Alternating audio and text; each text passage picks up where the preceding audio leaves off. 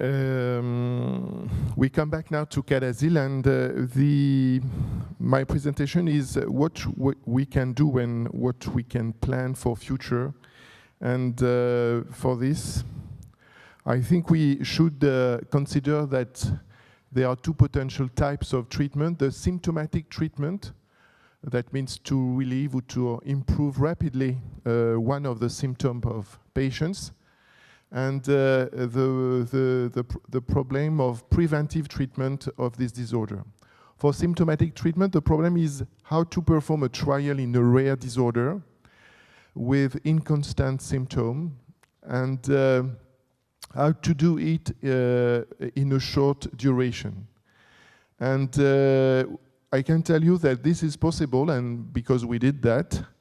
And you can see here the result of cholinergic fibers within the cortex obtained by Mesulam and published in 2003 in a young Cadazil patient who was demented. And based on this observation with the loss of cholinergic neurons within the cortex, and also because there were data suggesting that increase of acetylcholine within the brain can be efficient, we performed with other teams in the world a trial using donepezil. I will present you in a few minutes. Concerning the preventive treatment, there are different problems that we will face. The rare disease, the problem is how to recruit a large number of patients. The second problem is which duration should we use for this trial, and the sample size, how to calculate this. And also, I think it is essential to base our trial on clinical observation and also on follow-up data. That means we have to know very precisely the clinical course of the disorder to perform a trial in the disorder, in this disease. I will start with a trial that we performed to improve the patient. And this was based on the idea that cholinergic deficits may contribute to vascular cognitive impairment, and that there were data at this time, it was more than 5 or 6 years ago now, with cholinesterase inhibitors that have been previously evaluated in vascular dementia trials, suggesting that we can obtain some benefit with this type of drug.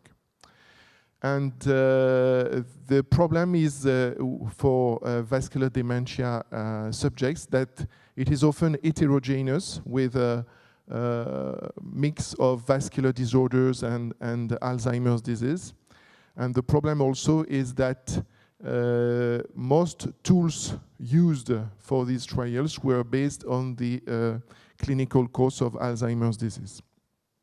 Therefore, we considered that Cadazil was an ideal model to investigate this type of approach in pure subcortical ischemic vascular dementia. And here is the trial. It was a multi-center, 18 weeks, placebo-controlled, randomized parallel group study of donepezil in Cadazil. The diagnosis in this trial was based on the presence of NOTCH3 mutation or the presence of a positive biopsy. And the entry criteria were based on the presence of a cognitive impairment. But what do we call a cognitive impairment in this trial? It was first the presence of cognitive complaints and reduced of a global cognitive score, the MMSE score, between 10 and 27, or the presence of executive dysfunction using the train-making test B time with alteration according to age and education of this test, evaluating the performance of executive functions. The donepezil was given 5 milligrams per day for 6 weeks and 10 milligrams per day thereafter with a randomization ratio at 1. Here is the primary endpoint, primary efficacy measure. It was the VADASCOG. In fact, it was, this is the ADASCOG in white, which is used in all trials with these cholinergic drugs in Alzheimer's disease. And in addition to this test, there were two tests evaluating executive functions, and the global score was called the VADAS-COG. And the idea was to show some improvement in this score in the trial. There were also secondary efficacy measures evaluating executive functions with different tests. The EXIT 25, exploring multiple aspects of executive functions. The CLOCKS 1 and 2, with evaluation of executive control of clock drawing task. The Stroop test, that evaluates mainly the inhibitory control of patients, and the train-making tests A and B, evaluating attention, speed, and cognitive flexibility. We had also other global measures, for, such as the clinical dementia rating sum of boxes, with these, different evaluation of memory, orientation, judgment, etc., and the disability assessment in dementia. But this trial was made with the help of Eisai company in the US, and their ideas was to show that we can observe some improvement in vascular dementia with this type of drug. That's why they were also obliged to use this type of test according to the FDA, etc., etc. Here are the different centers. They were worldwide with multiple centers with different teams in Europe and in Italy, Canada, Finland, France, Germany, Italy, Sweden, Switzerland. Well, different teams in the world. And here is the here are the patients. 267 patients were screened, and 168 were randomized. 82 in the placebo group, and 86 in the donepezil group. And here are the results. The results were negative with the VADASCOG. There was no significant difference with the identical variation of the score in the two groups. The same for the global scales, such as the MMSE or the ADASCOG. In contrast, we observed some positive effects on executive functions using different tests, the TMT part B, TMT part A, also on EXIT 25, and a positive trend using the CLOCKS. You can see here the effect that we observed here with the placebo after donepezil, and the larger effect of donepezil on TMT part B time using donepezil in patients. We have also interesting results in patients who were not demented, who had MMSE more than 26, and we were able to observe some positive effects on executive functions in non-demented and patients with only executive dysfunction. This is also a sub-analysis of the cohort. Here, patients without severe cognitive impairment and with improvement of executive functions using the donepezil. Therefore, the conclusion is from this trial, first of all, an international trial in CADASIL is feasible. I think this is the most important lesson from this trial. Concerning the efficacy, we can say that donepezil showed no benefit over placebo on global cognitive scores in CADASIL patients with cognitive impairment. And we observed some significant improvement on several measures of executive function consistent with the cholinergic dysfunction. The treatment was safe, and we learned from this trial that we should use dedicated neuropsychological tests in these patients. Global scales used in Alzheimer's disease should not be, are not adapted to these patients. Second, that we should also know, we show with this trial that we can improve executive functions, but we were not able, and we do not have the tools to show the impact of this improvement in the daily life. And we do not have this tool today to evaluate the improvement in daily life. And also, we show here that Cadazil seems suited to explore novel therapeutic approaches for vascular cognitive impairment and subcortical dementia. What about preventive treatment? We are waiting a potential treatment, and I will listen to you after carefully for any potential therapeutic trial. But we have also to be prepared for the trial. And that's why we should come back to the largest series of the literature, largest cohort, to learn more about the disease. You can see here one of a large study performed in England. It was from the group of Hugh Marcus, and who reported the factors associated with the clinical manifestations of Cadazil. And in this large series, he showed that there was a difference between male and women concerning the severity of the disorder. I told you, I showed you this before, but this is also confirmed in this large cohort. And they found a small relationship between migraine and homocysteine, but this should be confirmed, I think.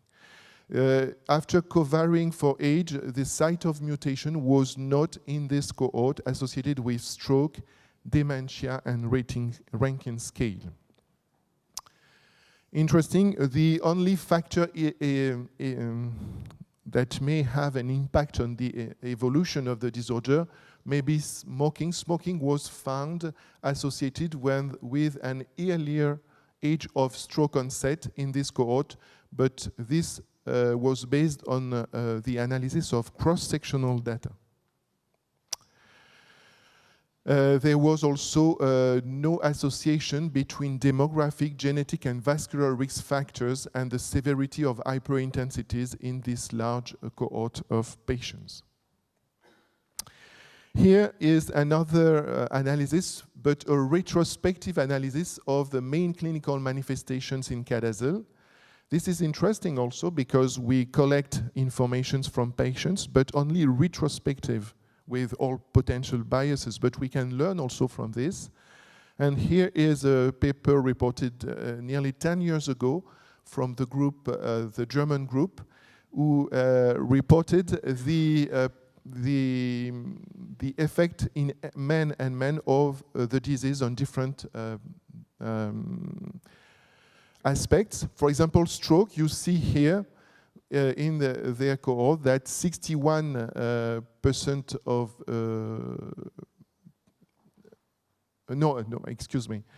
that men had the age. 90% of men had a stroke at 61 years of age, and for women, the 96% was at 63 years of age. 90% of men were unable to walk without assistance at 66 years of age, 70 for women. They were bedridden at 69 in 90% of cases, 74 for women, and death occurred at a mean age of 71 years for 90% of patients when they were men, and 78 when they were women. You see here the difference between men and women, and also we can have an idea of the clinical severity at the end stage of the disease. Follow-up data have been reported in a cohort of 80% by the group of Martin Dischgens. This was performed between a long time ago, and here was the cohort. The age was 45 years with gender ratio here. The main symptoms were transient ischemic attacks in these patients. Cognitive impairment was observed in 44% of patients. Migraine with aura was observed in 34% of patients, and mood disorders in 13% of patients. Some of them had vascular risk factors. 25% were hypertensive, 36% were smokers. And you can see here the type of treatments given in these patients at this date, with antithrombotic medications given in 75% of patients. During the follow-up, the main clinical events were observed are presented here. 22% of patients during a 2-year follow-up presented a stroke, 19% transient ischemic attacks, and acute cognitive worsening was detected in 5% of individuals. But they were able, in 80% over 2 years, they were able to detect a variation of the Rankin scale, a global disability scale in patients.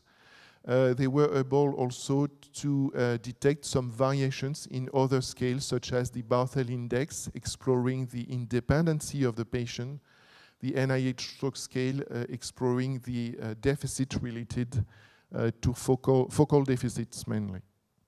You can see here the variation observed in these patients over the 2-year period, and what you can see is that before 45 years of age, there is no variation concerning cognitive score. This is a global cognitive score, but that you see that after 45 years of age, we see some negative variations in some patients, not all, but with worsening in some patients. That means the age is very important.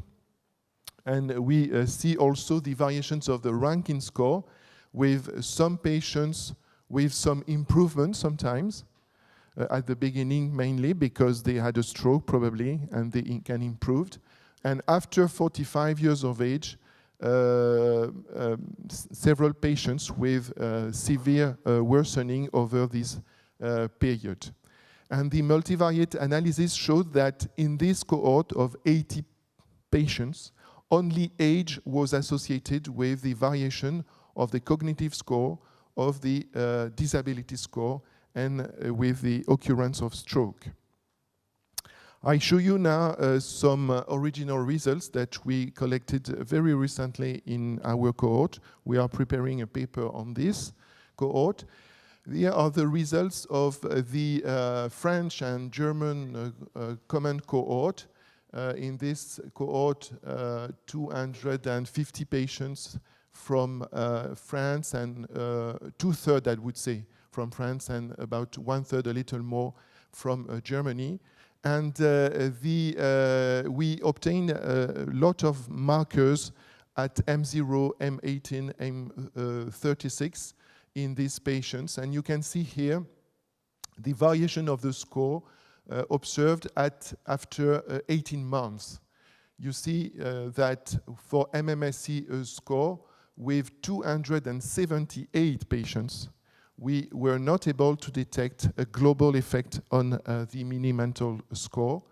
This was also the same for the Matisse Dementia Rating Scale. We were able to detect some negative effects on the one part of the Matisse Dementia Rating Scale, which is related to executive dysfunction. We were not able to detect something on global memory performances, and there were, in contrast, some effects on the Rankin score and on the Barthel Index. In contrast, when we are at M36, we are able to detect effects nearly with all scales, and you can see also that MMSE is really not good for these patients, and it's really not a good tool to follow these patients.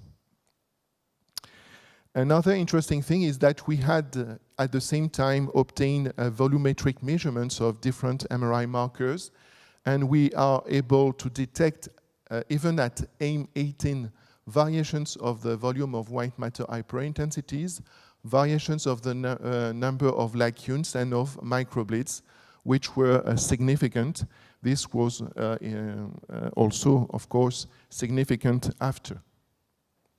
And when we try to determine which factors obtained at baseline were related to the variation of the global cognitive scale during the 36-month follow-up, we found that the gender was associated with some more severe worsening over during the follow-up. That age was associated with this larger worsening. Diabetes, interestingly, the history of stroke was not associated with the worsening during this period, and the incident stroke was not associated with the worsening during this period. In contrast, the presence of a ranking score more than 3, the presence of gait disturbances was associated with worsening during the follow-up. Therefore, I can summarize here the variation of the disorder with a long period of clinical stability. And as soon as you start to have balance troubles, gait problems, a more rapid evolution of the disorder with a difference between men and women. What happens with the MRI lesions? You can see here white matter hyperintensities, and at the end, finally, you detect only executive dysfunction with white matter hyperintensities. When you start to have lacunes, you have a more severe worsening, and also you will have the atrophy which will occur. Here is the normal atrophy rate, and here is what is observed in the disorder. And lacunes seems to be associated with the atrophy process. And at the end, you will be very severely demented and with severe disability because of the accumulation of lacunes and the occurrence of development of atrophy. My conclusion is that a long duration is needed for preventive trial, at least 2 years. A detailed clinical evaluation and quantitative MRI measures are possible, although expensive. And what we learn is that the course of the disease over 2 to 3 years appears strongly related to age, to gender, and to the initial clinical status. This raises the question of stratification for the trial. The best clinical markers should be focused on cognition, gait, and disability in CADASIL and not on stroke. The significant variations of MRI markers can be detected and observed over a shorter period. However, their clinical significance largely differ. MRI markers focused on the amount of lacunar infarcts and cerebral atrophy are probably the most related to clinical worsening in these disorders. The question is now the numbers needed to detect these variations to expect some efficacy, and this will depend of the drug, of the expected efficacy, of the duration of treatment, of the primary endpoint, and we have to work now to find a good drug and to prepare this trial. Thank you for your attention. I will just ask Anand to come with me now, because I think now we are at the time that we should be prepared in future for future. We should prepare future trials, and I think the constitution of cohorts is very important. And they are starting now in the US, after Europe, and he will give you some news. Okay, I won't take too much of your time. Again, thank you very much for. Anand is from the Boston group. Is working mainly on amyloid angiopathy dementia, and he came to our department to work with us during 1 year and a half, and we are strongly connected now. Great, very good. Again, thanks to Hugues and thanks to Marie-Germaine for inviting me and letting us just add on a few last words about the North American CADASIL registry. This effort really was sparked by Hugh, as Hugh mentioned, our long-standing collaboration. But the spark came from a CADISIL family located in Salt Lake City, Utah, who contacted us to put on a CADISIL conference for CADISIL patients and researchers. And several of us participated in this conference last year. And one of the main things that came out of this conference was the need to assemble a large cohort, an international cohort of patients with CADISIL that could be potentially used for upcoming trials of new molecules that are now being tested in the lab. And this family, the Russell family, has been just tremendous in their dedication to research and education in the disease. So after these discussions, several of us in North America got together to come up with the idea of a North American registry of patients with CADISIL that we could follow over time and eventually enroll in either observational studies or future clinical trials. This work has been spearheaded by Jenny Mazurzik at the University of Utah, myself, and Michael Wang, a neurologist at the University of Michigan. For those of you who need a little bit of a brush up on U.S. geography, we're here on the East Coast here in Boston. Salt Lake City, Utah is located millions of miles away in apparent wasteland, but a beautiful region. And Jenny Mazurzik is a spectacular stroke neurologist who's very interested in the disease. And Michael Wang is in the center of the country, and he does a lot of basic science research on CADISIL. And then in blue are proposed potential other centers who have expressed interest both in the U.S. and in Canada, potential centers that could recruit other patients with CADISIL. I'll finish with this. Just the major elements for this registry would be to recruit all interested sites across the U.S. and Canada, and to create a short data form that can be easily completed without the need of a dedicated research coordinators or infrastructure, so that even clinicians seeing patients with CADISIL can complete these forms in several minutes, and then this can be entered into a centralized database, which we've constructed and will be housed at our stroke research group at the Massachusetts General Hospital in Boston. And then the review of the recruited cases can be conducted by an international scientific advisory board, which we're in the midst of forming. And then the goals are really, again, to build a large database of CADISIL subjects.